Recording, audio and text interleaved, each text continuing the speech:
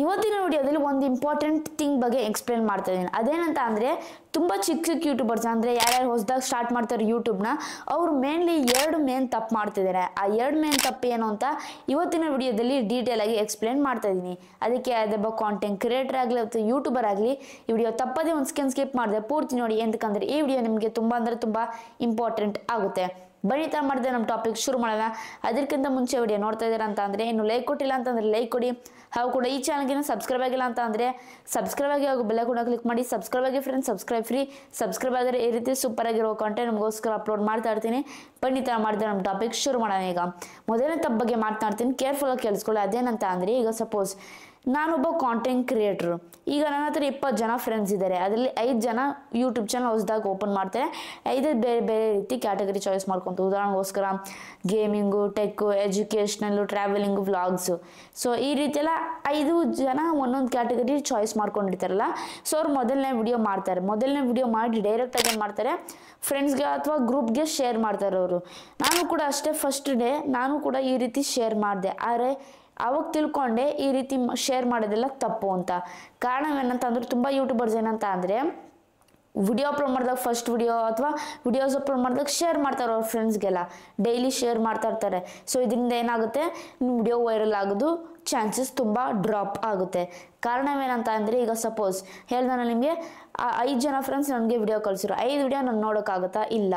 ಒಂದು ವಿಡಿಯೋನೇ ನೋಡೋಕ್ಕೆ ತಾಳ್ಮೆ ಇಲ್ಲ ನನಗೆ. ಏನು ಗೊತ್ತಾ, 8 ನಿಮಿಷ ವಿಡಿಯೋ ಇತ್ತಾ, 1 ನಿಮಿಷ 2 ನಿಮಿಷ ನೋಡೋದು ಅಥವಾ ಅದರಲ್ಲೂ ಸ್ಕಿಪ್ ಮಾಡಿ ನೋಡೋದು. ಸೊ ಇದರಿಂದ ಏನಾಗುತ್ತೆ, AVD ಅಥವಾ ಆವ್ರೇಜ್ ವ್ಯೂ ಡ್ಯೂರೇಷನ್ ಇದೆಯಲ್ಲ ಅದು ತುಂಬ ಡ್ರಾಪ್ ಆಗ್ತಾ ಇರುತ್ತೆ. ಡ್ರಾಪ್ ಆಗ್ತಾ ಆಗ್ತಾ ನಿಮ್ಮ ವಿಡಿಯೋ ವೈರಲ್ ಆಗಲ್ಲ. ಯೂಟ್ಯೂಬ್ ಅಲ್ಗೊರಿಥಮ್ಗೆ ಏನಂತ ಅಂದರೆ ಈ ವಿಡಿಯೋದಲ್ಲಿ ಏನು ಮಾಡಿದ್ದೀರಾ ಏನು ಮಾಡಿಲ್ಲ ಅಂತ ತಿಳ್ಕೊಳಕ್ಕಾಗಲ್ಲ. ವಿಡಿಯೋ ಹಾಗೆ ನೋಡಿ ಏನು ನೋಡುತ್ತೆ, ಯೂಟ್ಯೂಬ್ ಅನಾಲಿಟಿಕ್ಸ್ ಅಂದರೆ CTR, ಈ ಆವ್ರೇಜ್ ವ್ಯೂ ಡ್ಯೂರೇಷನ್ ಎರಡಿಗೆ ಮೇನ್ ನೋಡೋದು. ಎರಡು ಚೆನ್ನಾಗಿತ್ತಾ ನಿಮ್ಮ ವಿಡಿಯೋ ವೈರಲು, ಇಲ್ಲ ಅಂದರೆ ಇಲ್ಲ, ಫ್ಲಾಪ್ ವಿಡಿಯೋ ಅಂತ ಅರ್ಥ ಅಲ್ಲೇ. ಅದಕ್ಕೆ ನಿಮ್ಮ ಫ್ರೆಂಡ್ಸ್ ಜಾಸ್ತಿ ಶೇರ್ ಮಾಡ್ಕೋಗ್ಬಿಡಿ. ಇಲ್ಲ ಅಂತ ಅಂದರೆ ಅವರೇ ಫಸ್ಟ್ ಹಾಳು ಮಾಡಿ ಇಟ್ಬಿಟ್ಟಿರ್ತಾರೆ ಆ ಪರ್ಟಿಕ್ಯುಲರ್ CTRನ ಅಥವಾ ಆ ಪರ್ಟಿಕ್ಯುಲರ್ AVD ಅಥವಾ ಆವ್ರೇಜ್ ವ್ಯೂ ಡ್ಯೂರೇಷನ್. ಇದನ್ನ ಇನ್ಕ್ರೀಸ್ ಮಾಡ್ಕೊಬೇಕಂತ ಅಂದರೆ ಹೇಗೆ CTR ಇನ್ಕ್ರೀಸ್ ಮಾಡ್ಕೊಬೇಕಂತ ಡೆಡಿಕೇಟೆಡ್ ವಿಡಿಯೋ ಮಾಡಿದ್ದೀನಿ, ಮೇಲೆ ಪಿನ್ ಮಾಡ್ತೀನಿ, ವಿಡಿಯೋ ಪೂರ್ತಿ ನೋಡಿ ನಿಮಗೆಲ್ಲ ಅರ್ಥ ಆಗುತ್ತೆ. ಮತ್ತು ಆವ್ರೇಜ್ ವ್ಯೂ ಡ್ಯೂರೇಷನ್ ಇದನ್ನ ಹೇಗೆ ಇನ್ಕ್ರೀಸ್ ಮಾಡ್ಕೊಳ್ಳೋದಂತ ಬೇಕಾದ್ರೆ ನಿಮಗೆ ಬೇಕಾದ್ರೆ ಡಿಸ್ಕ್ರಿಪ್ಷನ್ ಹಾಕಿರ್ತೀನಿ, ನಿಮಗೆ ಕ್ಲಿಕ್ ಕೊಟ್ಬಿಟ್ಟು ವಿಡಿಯೋ ಪೂರ್ತಿ ನೋಡಿ ನಿಮಗೆಲ್ಲ ಅರ್ಥ ಆಗುತ್ತೆ. ಯಾಕಂದರೆ ಈ 2 ಎಲಿಮೆಂಟ್ ಇದೆಲ್ಲ ತುಂಬ ಅಂದರೆ ತುಂಬ ಇಂಪಾರ್ಟೆಂಟ್. ಫಸ್ಟ್ ಅವರ್ನಲ್ಲಿ ಫಸ್ಟ್ 60 ಮಿನಿಟ್ಸಲ್ಲಿ 2 ತುಂಬ ಜಾಸ್ತಿ ಇತ್ತಂತ ಅಂದರೆ ನಿಮ್ಮ ವಿಡಿಯೋ ಬೇಗ ವೈರಲ್ ಆಗುತ್ತೆ. ಆ ರೀತಿ ನೀವು ಕಾಂಟೆಂಟ್ ಮಾಡಬೇಕಾಗುತ್ತೆ, ನಿಮ್ಮ ಕಾಂಟೆಂಟ್ ಮೇಲೆ ಡಿಪೆಂಡ್ ಆಗಿರಬೇಕಾಗುತ್ತೆ. ಒರಿಜಿನಲ್ ಆಡಿಯನ್ಸ್ ಅಂದರೆ ಆರ್ಗ್ಯಾನಿಕ್ ಆಡಿಯನ್ಸ್ಗೆ ಬರೋಕ್ಕೆ ಬಿಡಿ, ಈ ರೀತಿಯೆಲ್ಲ ನೀವು ಹಾಳು ಮಾಡ್ಕೊಂಬಿಡಿ ನಿಮ್ಮ ಆವ್ರೇಜ್ ವ್ಯೂ ಡ್ಯೂರೇಷನ್ನ. ಓಕೆ, ಈ ಪಾಯಿಂಟ್ ಕ್ಲಿಯರ್ ಮೈಂಡಲ್ಲಿ ಇಟ್ಕೊಂಡು. ಮತ್ತು ಇನ್ನೊಂದು, ನೀವು ಶೇರ್ ಮಾಡ್ತಿರಲ್ಲ, ಎಷ್ಟು ಜನಕ್ಕೆ ಶೇರ್ ಮಾಡ್ಬೋದು ಫ್ರೆಂಡ್ಸ್? 100 ಜನ, 200, 300, 400, ಮ್ಯಾಕ್ಸಿಮಮ್ 500 ಶೇರ್ ಮಾಡ್ಬೋದು. 500 ಜನಕ್ಕೆ ಡೈಲಿ ಒಂದೊಂದು ವಿಡಿಯೋ ಅಪ್ಲೋಡ್ ಮಾಡ್ತಿದ್ದಾರೆ, ಡೈಲಿ ಶೇರ್ ಮಾಡ್ತಿದ್ದಾರೆ. ಅವ್ರಿಗೆಲ್ಲ ಕೋಪ ಬರುತ್ತೆ, ಆಮೇಲೆ ವಿಡಿಯೋ ನೋಡೋದು ನಿಲ್ಲಿಸ್ಬಿಡ್ತಾರೆ. ಒಂದು ವಿಡಿಯೋ 500 ವ್ಯೂ ಬಂತಾ ನಿಮಗೆ ಖುಷಿ ಆಗ್ಬಿಡುತ್ತೆ.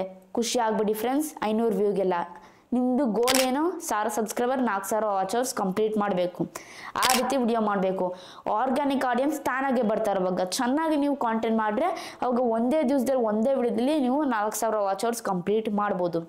ಆ ರೀತಿ ವಿಡಿಯೋಸ್ ಮಾಡಿದ್ರೆ ಮಾತ್ರ ನೀವು ಯೂಟ್ಯೂಬ್ನಲ್ಲಿ ಆರಾಮಾಗಿ ಗ್ರೋತ್ ಆಗೋಕ್ಕಾಗೋದು.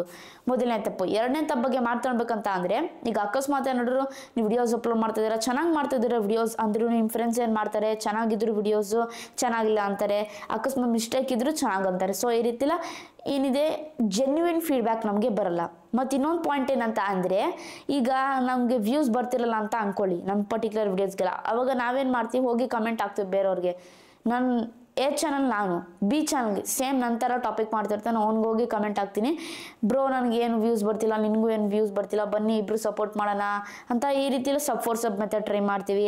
ಅಥವಾ ಇನ್ನೊಂದು ರೀತಿ ಏನಂತ ಅಂದರೆ ಥ್ಯಾಂಕ್ ಯು ಫಾರ್ 100 ಸಬ್ಸ್ಕ್ರೈಬರ್, 1000, 2000 ಈ ರೀತಿಯೆಲ್ಲ ತುಂಬ ಗಿಮಿಕ್ ಮಾಡ್ತಾರೆ ಕಮೆಂಟ್ನಲ್ಲೆಲ್ಲ. ಈ ರೀತಿ ಮಾಡೋಕ್ಕೆ ಹೋಗಬೇಡಿ. ತುಂಬ ಜನ ಏನು ಅನ್ಕೊಬೋದು, ಚೆನ್ನಾಗಿ ನಮಗೆ ಇಂಟ್ರೆಸ್ಟ್ ಬರ್ಬೋದು, ನಮ್ಮ ಮೇಲೆ ಜನ ನೋಡ್ಬೋದು, ವ್ಯೂಸ್ ಬರುತ್ತೆ, ನಮಗೆ ಸಬ್ ಬರುತ್ತೆ ಅಂತ ಇದೆಲ್ಲ ಅನ್ಕೊಬೋದು. ಈ ರೀತಿಯೆಲ್ಲ ಮಾಡೋಕ್ಕೆ ಹೋಗ್ಬಿಡಿ, ಜಾಸ್ತಿ ಟೈಮ್ ವೇಸ್ಟು. ಸಬ್ ಏನು ಅಂತ ಡೀಟೇಲ್ ಆಗಿ ಎಕ್ಸ್ಪ್ಲೇನ್ ಮಾಡಿದ್ದೀನಿ, ಮೇಲೆ ಪಿನ್ ಮಾಡ್ತೀನಿ, ವಿಡಿಯೋ ಪೂರ್ತಿ ನೋಡಿ ನಿಮಗೆಲ್ಲ ಅರ್ಥ ಆಗುತ್ತೆ ಅವಾಗ ಸಬ್ ಮೆಥಡ್ ಏನು ಅಂತ. ಇದೆಲ್ಲ ಟೈಮ್ ವೇಸ್ಟ್ ಈ ರೀತಿ ಎಲ್ಲ ಮಾಡ್ಕೊಬಿಡಿ. ಜಸ್ಟ್ ನಿಮ್ಮ ಕಾಂಟೆಂಟ್ ಮೇಲೆ ಫೋಕಸ್ ಮಾಡಿ. ಎಷ್ಟು ಚೆನ್ನಾಗಿ ಕಾಂಟೆಂಟ್ ಮಾಡ್ತೀರಾ ಅವಾಗ ಆರ್ಗ್ಯಾನಿಕ್ ಆಗಿ ಆಡಿಯನ್ಸ್ ಬರ್ತಾರೆ, ನಿಮ್ಮ ವಿಡಿಯೋ ವೈರಲ್ ಆಗುತ್ತೆ. ಅಲ್ಲೇ ಒಂದೇ ವಿಡಿಯೋದಲ್ಲಿ 1000 ಸಬ್ಸ್ಕ್ರೈಬರ್ ಮತ್ತು 4000 ವಾಚ್ ಬೇಗ ಕಂಪ್ಲೀಟ್ ಮಾಡ್ಬೋದು. ಆ ರೀತಿ ಒಂದು ಕಾಂಟೆಂಟ್ ಕ್ರಿಯೇಟ್ ಮಾಡೋಕ್ಕೆ ನೀವು ಸ್ಟ್ರಗಲ್ ಮಾಡಬೇಕಂದ್ರೆ ಯೋಚನೆ ಮಾಡಬೇಕಾಗುತ್ತೆ. ಚೆನ್ನಾಗಿ ಥಂಬ್ನೇಲ್ ಮಾಡಬೇಕು, ಚೆನ್ನಾಗಿ ಎಡಿಟಿಂಗ್ ಮಾಡಬೇಕು, ಚೆನ್ನಾಗಿ ಕಾಂಟೆಂಟ್ ಮಾಡಬೇಕು. ಈ 3 ಇದ್ರೆ ಸಾಕು.